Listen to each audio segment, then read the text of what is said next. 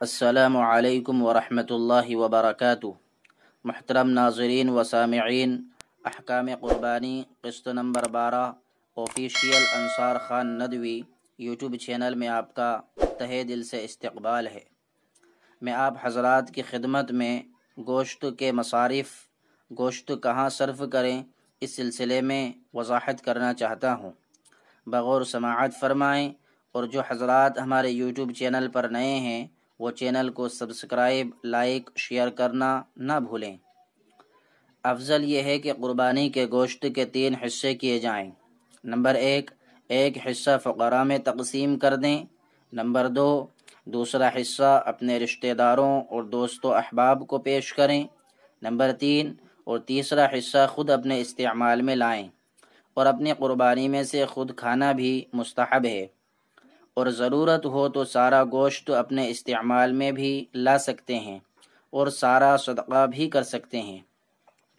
قربانی کا گوشت دعوت ولیمہ میں کھلانا۔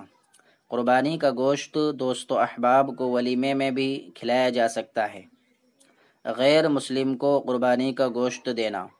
قربانی کا گوشت غیر مسلم کو بھی دینا جائز ہے۔ وصیت والی قربانی کے گوشت کا مصرف۔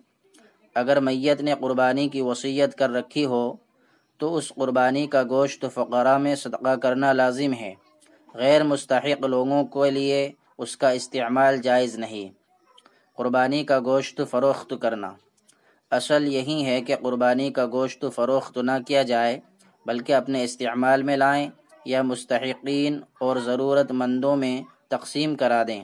لیکن اگر گوشت اتنا زیادہ ہو کہ اس کے ضائع ہونے کا خطرہ ہو تو ایسی صورت میں ضائع کرنے کے بجائے بہتر یہی ہوگا کہ اسے فروخت کر کے اس کی قیمت غرباء و مستحقین میں تقسیم کر دی جائے۔